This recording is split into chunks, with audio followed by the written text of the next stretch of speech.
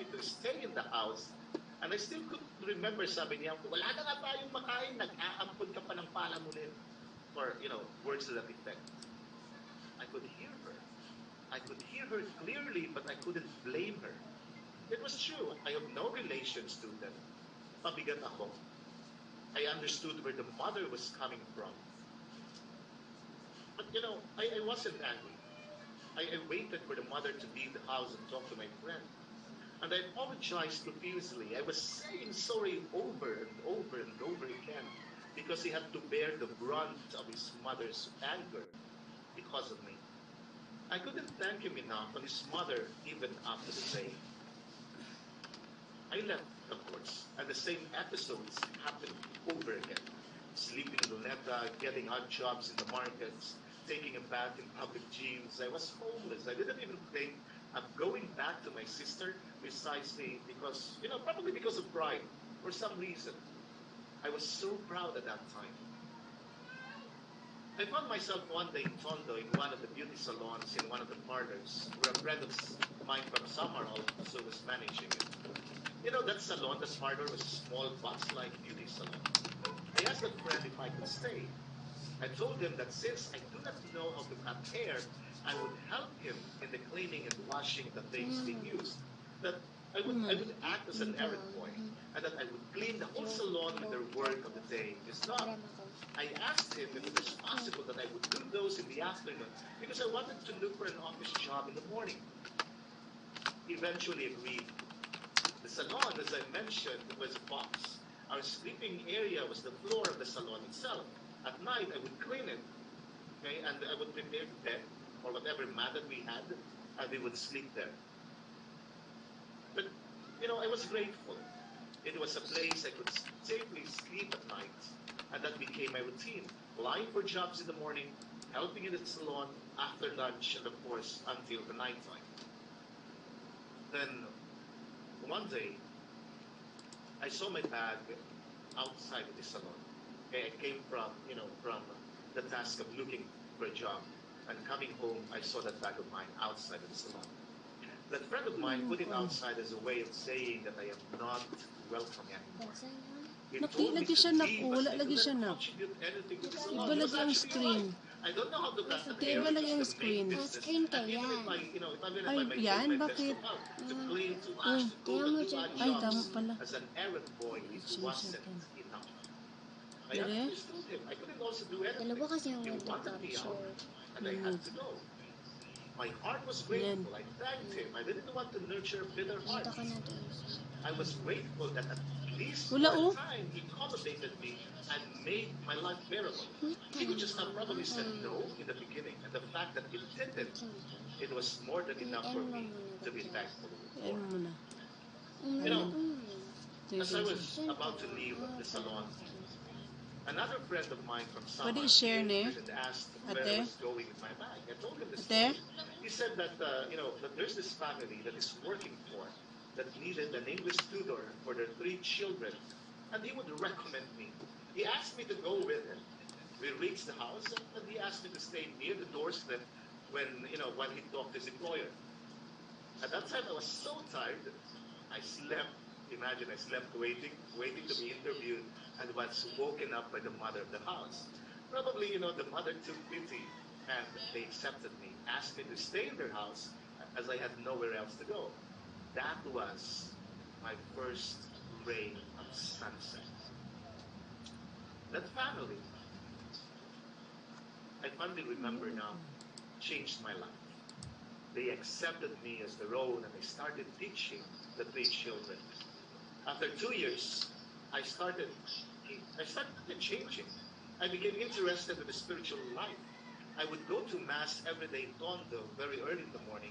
I would read spiritual books, and the father of the children noticed this. He advised me to talk to a priest, and the priest said that I had a vocation to become a monk. He asked me to write a letter to the Monastery of Transfiguration in Malay-Malay, Bukidnon. I don't know if you're familiar with the Transfiguration Monastery in San Jose, Malay-Malay, Bukidnon. By the way, is my PowerPoint presentation the whole of it? Do you see it, or just a part of it? Sir Lita? The whole of it, Sir Rex. Okay, thank you so much. Thank you very much.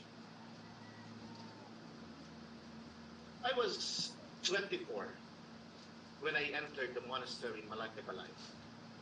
The monks asked me to go to the monastery. I asked the family, and they were supportive. They paid everything for me to experience the life of the monk. It was a Friday, if I'm not mistaken, when I arrived at the monastery in Bukidnon, Mindanao. The monastery was located on top of a hill. It was a different environment. There were only 18 of us. We were not allowed to see anyone, not allowed to receive mails. We were not allowed to generally talk unless necessary, and silence became my best friend. We had to sleep at 7 o'clock at night, every night, since we would wake up at 2 in the morning. Why is that? To pray. Every morning to pray.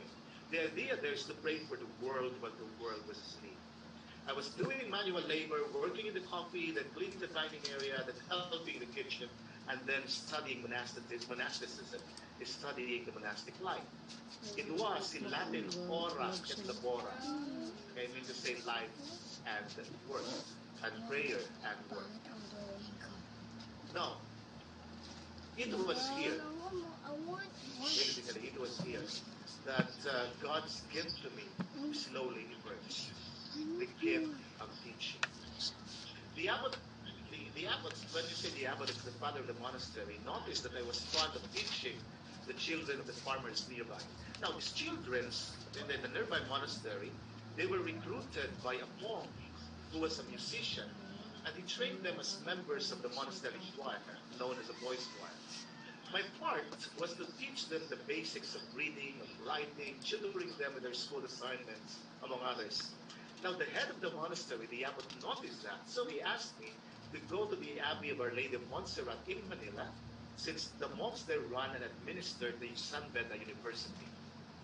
Eventually, I went back to Manila and became an active member, an active monk involved in the administration, and of course, as a teacher as well.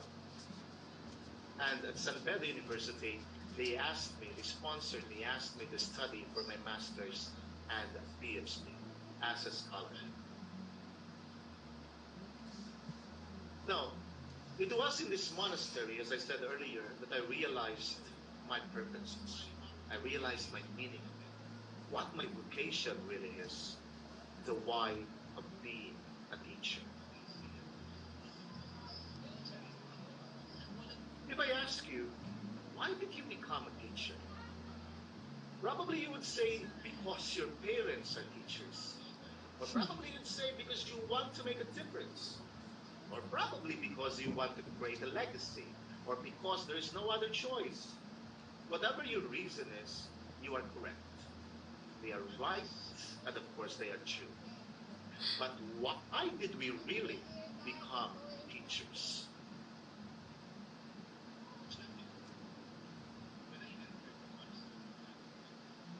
No, let me give you a meaning to why we do what we do.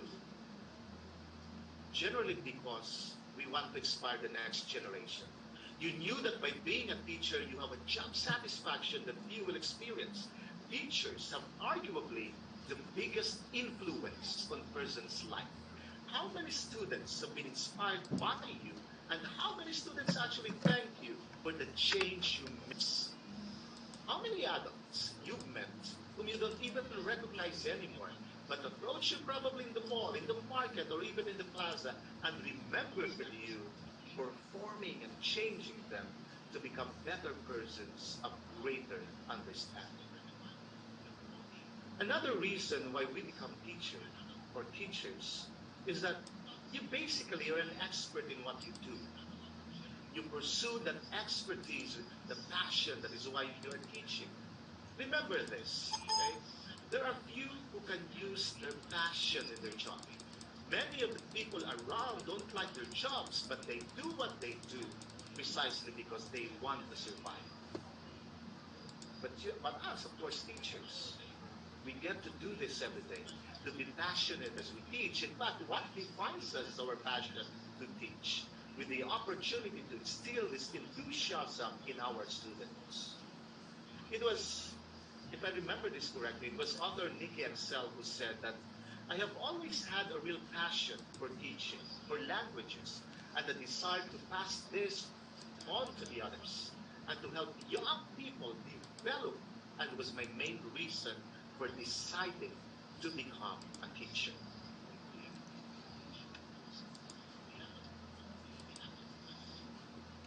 Another reason, of course, is that we are lifelong learners. You've heard this term many times. Nothing encourages you to continue to learn more about a topic than when you're teaching and students are generally inquisitive, asking questions probably you've never even thought of.